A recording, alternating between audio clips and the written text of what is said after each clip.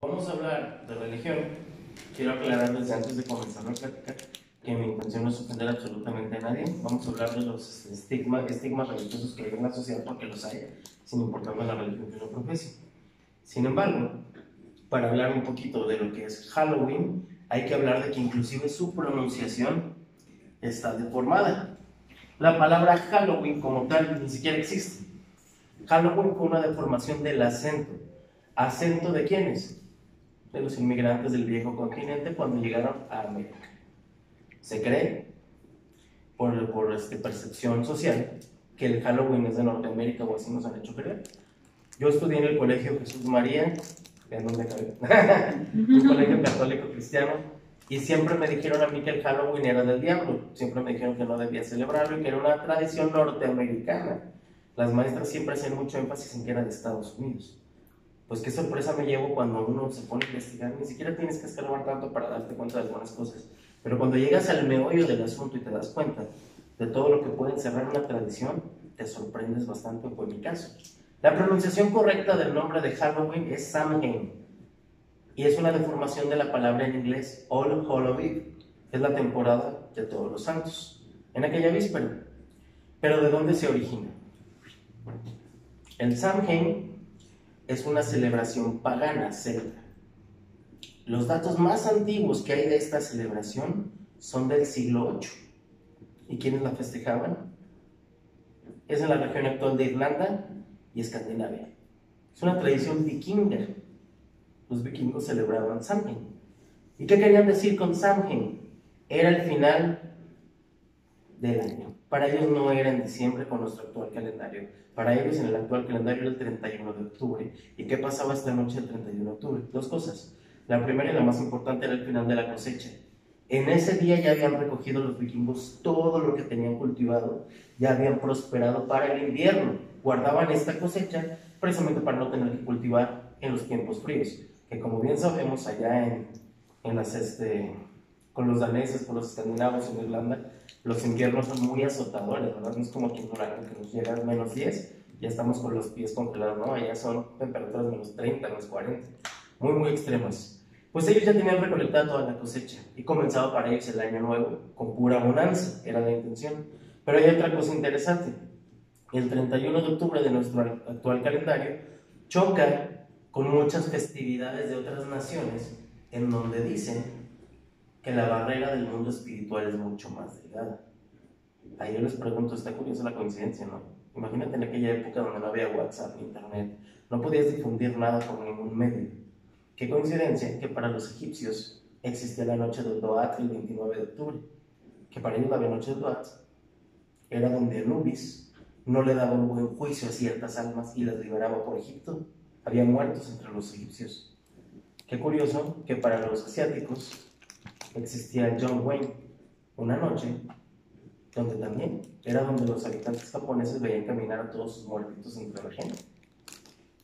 Y muchos me van a decir, como el Día de los Muertos. No, el Día de los Muertos no era en noviembre. La tradición prehispánica era en agosto. Pero si quieren saber por qué lo celebramos el 2 de noviembre, los invito a la conferencia de Vamos al Mictlán en esta misma sala, Sala Melíes, el sábado a las 6 de la tarde. Volvemos con el Halloween. El Halloween, para los vikingos, era cuando todos los muertos salían. Pero, pues, uno diría, ¿no? ¿Por qué tenerle miedo al muertito? Miedo a los demonios, miedo a otras presencias malignas. Pues porque como los vivos, así se pudo haber muerto alguien bueno, se pudo haber muerto alguien malo. Entonces también había espíritus malignos rondando por ahí. ¿Y qué es lo que hacían ellos? Ellos prendían una hoguera, celebraban con un fogón gigante en medio de la tribu pueblo, donde el Ka, que era el Jajá, que era como un tipo de jerarca, gobernante de los vikingos, él celebraba al lado de la hoguera, todos bailaban y todos estaban disfrazados, todos vestían pieles, todos vestían diferentes cosas. Ahorita vamos a hablar por qué. Y la hoguera no eran calabazas como las conocemos hoy en día, eran nabos. ¿Y de dónde nace esta tradición del nabo encendido? Para los vikingos, así como aquí en América tenemos leyendas, la leyenda de la Llorona, la leyenda de la Puesta, pues ellos tienen sus propias leyendas. Y existe una leyenda muy antigua que data del siglo VI, del siglo VIII, de un hombre llamado Jack O'Lantern. Esta leyenda nos dice de una persona que era sumamente malvada, tan malvada que engañó al diablo 2 veces. Él era un mercenario y un barbaján de lo peor. Y este hombre se dedicaba completamente a estafar, a malvivir y a violar. Fue cuando el diablo se le aparece y le dice: ¿No es el hombre sin cabeza? Sí. No, luego se junta, es una leyenda muy similar que nace de ahí, con la del jinete sin cabeza, pero la de Jack nace primero. La del jinete es cuando ya existían las calabazas. Aquí vamos a hablar de la leyenda de los nabos encendidos y cómo se convirtieron en calabazas. Se le aparece el diablo a Jack en una taberna y le dice: ya te llegó la hora. Dice: vámonos, vas al infierno, eres de las peores personas que ha pisado la tierra. Y Jack dice: no me puedes llevar ahorita en la plenitud de mi vida adulta. Dice: no, te has portado muy mal. Jack le dijo: ¿sabes qué? En mi vida he pagado por algo yo.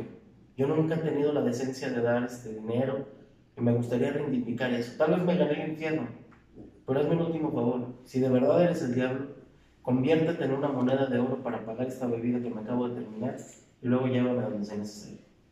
El diablo, pensando que Jack solo hacía tiempo de lo inevitable, se rió, se enojó como si fuera una tontería de infantil y se convierte en monedita.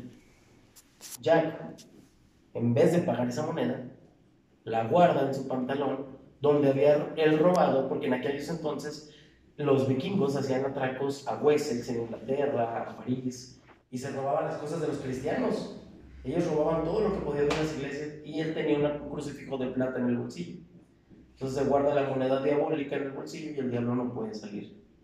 Él le exige que libere su alma, le dice que tiene que soltarlo, y Jack le dice: entonces prométeme lo siguiente, no vas a venir por mi alma hasta dentro de 10 años cuando menos. Y el diablo le dice: te lo prometo, suéltalo. Jack lo suelta y el diablo no puede romper una promesa. Es el rey de las mentiras, pero no las rompe, no rompe las promesas. Se libera el demonio, pasan 10 años de que Jack sigue siendo la peor persona del mundo. Cuando el demonio vuelve por él, ya hasta se le había olvidado a Jack que tenían ese acuerdo, el demonio le dice: vengo por ti y ahora si no te me vas a escapar. Jack, nervioso, le vuelve a decir: no creo que ese es el diablo. La última vez que vino por mí se veía muy diferente.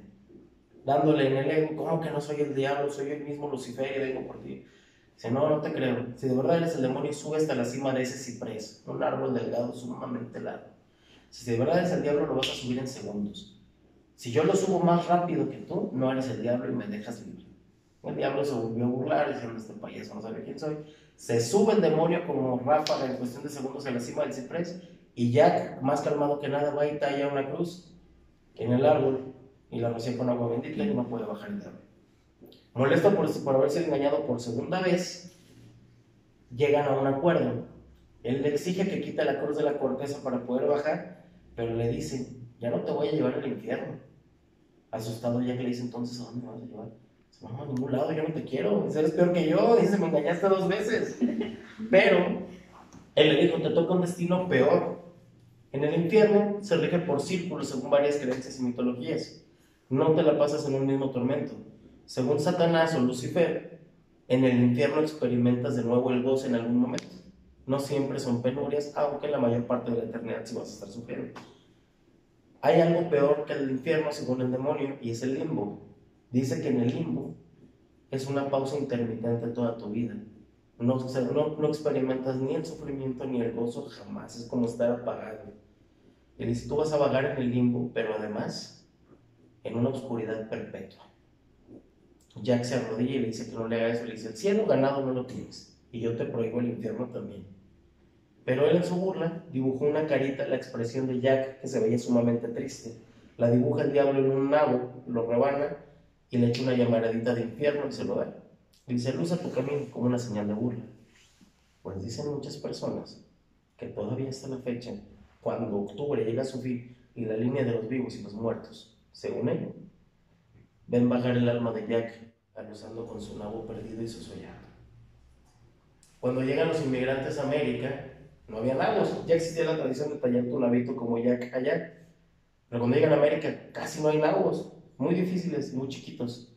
Pero lo que sí había eran calabazas. Muchísimas calabazas redondotas y naranjotas gigantotas. Eso era lo que más había en esa época, en octubre. Entonces las empezaron a trabajar y de ahí se genera esta tradición. Las caras son gesticulaciones. Se talla una calabaza con la cara, una cara graciosa, una cara cómica, pues una cara diabólica, una cara triste, una cara sonriente. Así es como conocemos esta tradición. La intención de la luz es espantar a los malos espíritus. Ahora vamos a hablar de las criaturas de la noche. Se relacionan a los gatos negros, a los murciélagos y a las lechuzas, entre otros animalejos, con relación a las brujas y a esta fecha. Pero ¿cuál es la razón? No eran rituales satánicos ni mucho menos diabólicos. Aquí mismo, las culturas prehispánicas y latinoamericanas asesinaban animales y humanos para dioses como Tlaloc, o Mictlantecutli, o Quetzalcóatl. Quetzalcóatl exigía un sacrificio al año, y no eran diabólicos, y hoy no los vemos diabólicos. Esto era lo que pasaba. Allá en Noruega mataban animales para sus rituales.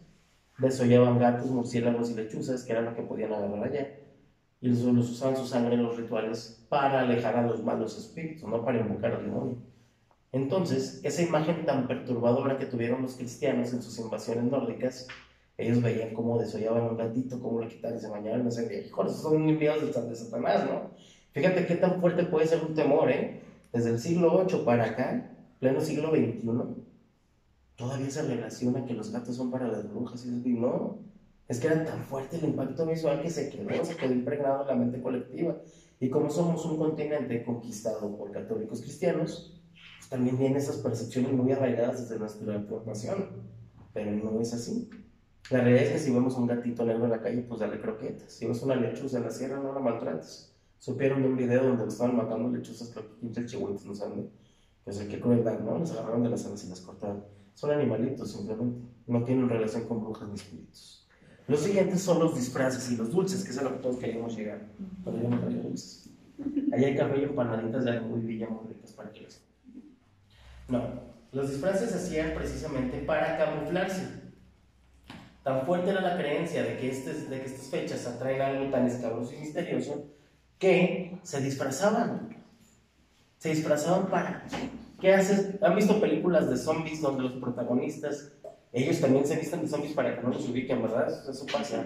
Eso era igual. Ellos se vestían con cabezas de venados, cabezas de lobos, pieles, se pintaban las caras de esqueletos y así se vagaban por su tribu para que los espíritus creyeran que ellos eran otros espíritus más. Y así podían seguir con su Samhain bailando alrededor de la hoguera sin ningún tipo de problema. Los dulces se daban como una compensación al espíritu. El dulce o truco viene después, pero ahorita hablamos del dulce o truco. El dulce era muy simple. La manzana caramelada, creemos que es un antojito hasta mexicano, ¿no? Lo vemos así en los puestos de la feria, no es propiamente de México. Ellos derretían arce y miel, la savia de muchos árboles, la juntaban en un cazo hirviendo donde se calentaba. Después clavaban manzanas, que se dan muy bien en aquella época ya, las untaban y las enfriaban. Las enfriaban con el mismo clima, apenas salía la manzana del cazo, se congelaba el caramelo.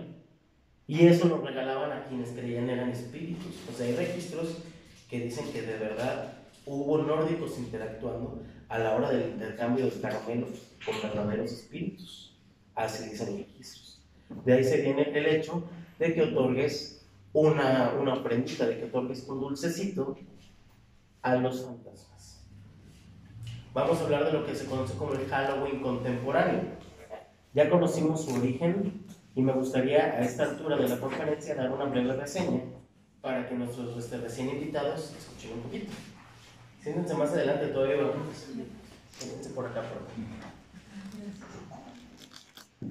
Les di una plática muy nutrida hasta esta altura de lo que se trataba Halloween, pero lo puedo resumir bastante bien en muy poco tiempo. La palabra Halloween no es una palabra original, es una palabra malfigurada de la expresión en inglés All Hallows Eve, temporada de todos los santos.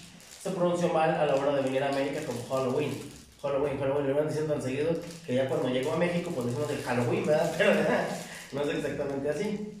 Después vamos viendo que era una tradición nórdica. Halloween se llamaba Samhain y venía directamente de aquellos pueblos de Irlanda, de Noruega, de Escandinavia. Ahora vamos a hablar del Halloween contemporáneo. Una vez que llegan los conquistadores, los colonos a América, específicamente los ingleses, como bien sabemos, México es una nación conquistada por españoles y franceses. Tenemos mucho la influencia de esos dos países. Pero Estados Unidos tiene una influencia muchísimo más poderosa de los ingleses. Cuando llegan los colonos y se pasa lo del Día de Gracias y toda esa masacre, empieza a suceder lo de las brujas de Salem, que ese tema es tan extenso que merece una conferencia aparte. Las brujas de Salem y todo este asunto hace que los ingleses de aquella época pongan en práctica las costumbres nórdicas. Es donde ellos agarran las calabazas y las tallan. De hecho, el sombrerito de la bruja, como lo conocemos, ¿sí saben de dónde viene? No. Eran los sombreros colonos, exactamente, pero más específico de las granjeras. Las mujeres se ponían esos picos sombrerudos porque ellas tallaban los campos de trigales. Y cuando había una balacera, nadie quería asesinar a las mujeres que eran las que tenían el cultivo. Entonces tú nada más veías el piquito y evitabas disparar en aquella área. Pero claro, después muchos inteligentes lo usaron, siendo hombres, se ponían el sombrerito para pasar desapercibidos por los campos de trigo. Pues otra historia. Se empieza a malfigurar todo eso, ¿no? Cuestiones muy comunes como gente desequilibrada. Imagínate a una señora de la tribu colona. Ella agarra niños, los ve por ahí vagando, los invita a su casa con dulces y los mata. Entonces se enteran de este tipo de situaciones tan horrorosas, pues dicen que es una bruja. La relacionan con el sombrero pecudo, la relacionan con toda esta situación y se forma la clásica imagen que tenemos de una bruja. Sin embargo, no era como lo conocemos. Después comienza a pasar las festividades a finales del siglo XIX e inicios del siglo XX. Ya estamos acercándonos al Halloween como lo conocemos hoy en día. Cuando llegamos a esta época, ya se convirtió en una necesidad. ¿Pero por qué es una necesidad una fecha como esta? Primero, todos los misterios que envuelven. Y es innegable, inclusive para algunas personas muy religiosas, que el Halloween es atrayente. Tiene algo dentro del misticismo que te envuelve y quieres entenderlo más y conocerlo más. Entonces, llegamos a la Gran Depresión norteamericana. En aquellos tiempos, la sociedad norteamericana estaba sumamente enojada. Theodore Roosevelt había tenido problemas con la moneda americana, siendo que había sido un presidente muy querido, y comienza una depresión económica. Una depresión que ellos no habían vivido jamás, puesto que desde que conquistaron a los nativos americanos, para ellos todo había sido bonanza. Imagínate un pueblo que no había conocido la hambruna desde hace 400 años, se empieza un poquito a salir de control. Entonces toman como pretexto el Halloween para llegar a la cultura popular.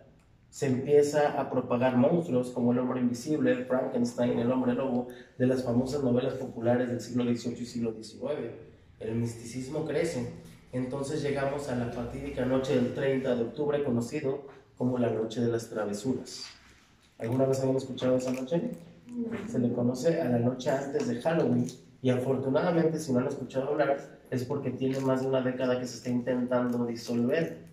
Las famosas bromas como embarrar huevos en la casa, o llenar de papel la casa de alguien, o rayar el carro, vienen de esta noche. Pero hay que saber un poquito el impacto social que tuvo. No fue nada más querer vandalizar por vandalizar. Los actos de la noche del 30 de octubre se realizaban a los políticos norteamericanos. ¿Eso lo sabían? No.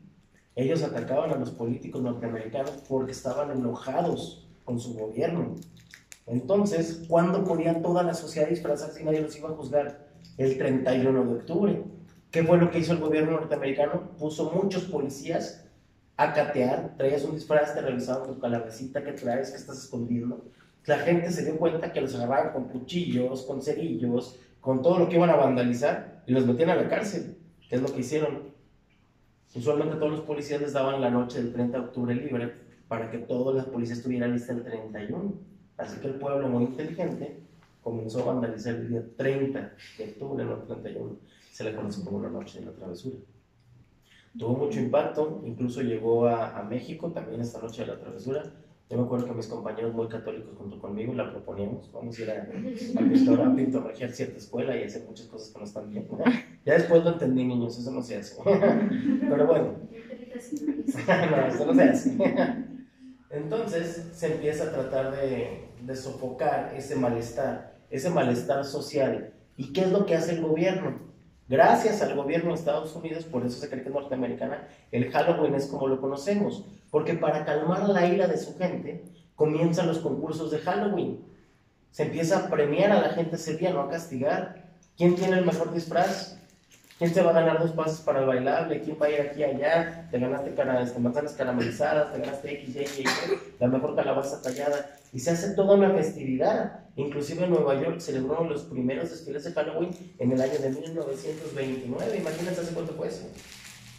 Fue así como logramos empezar a llegar a un Halloween más contemporáneo. Evitamos los huevos, evitamos las travesuras y llegamos a un nuevo concepto del Halloween. Todos conocen ese rostro, yo creo, ¿no? Y los que no sepan de dónde es, alguna vez lo han visto. Es el famoso asesino de una película norteamericana. Algo que tiene muy interesante esta festividad es que despierta las inquietudes de la gente. El Halloween despierta tus miedos muy, muy adentro. ¿Y cómo combates los miedos? ¿Ustedes saben cuál es el complejo de Peter Parker? ¿Todos conocen al Hombre Araña? Peter Parker es un chavito antisocial, un poquito nerdo, buena gente, de buen corazón, pero muy buleable y muy tímido y muy asustado. Pero cuando se pone el traje del Hombre Araña, cambia su personalidad, ¿lo había notado? Ya cuando es el Hombre Araña es sarcástico, se burla de los enemigos, dice sus puntos débiles o hasta características físicas para reírse y se vuelve un héroe. ¿Por qué? Porque ya tiene confianza en sí mismo. Eso es lo que te genera el anonimato. Si la gente no sabe quién eres, tú tienes derecho a hacer mucho, o así se siente uno, que tienes derecho. Entonces, crean una película tan oscura. Ya habíamos tenido una versión de Drácula en el cine, una versión de Frankenstein y del Hombre Invisible hasta del Hombre Lobo. Pero eran monstruos muy salidos de serie, eran monstruos. Claro que no te va a atacar un hombre invisible, claro que no se va a convertir en un hombre lobo, es lo que pensamos. ¿Qué pasa cuando te transmiten un miedo más real? Esta era una persona desequilibrada, no era un monstruo sobrenatural. Era un humano que dentro de su locura se cubría con una máscara y cometía asesinatos horripilantes. Halloween se empieza a tornar oscuro para la década de los 80s y de los 90s. Comienza a cambiar este terrible concepto que tenemos de esta festividad. Pero luego llegamos al Halloween del nuevo milenio.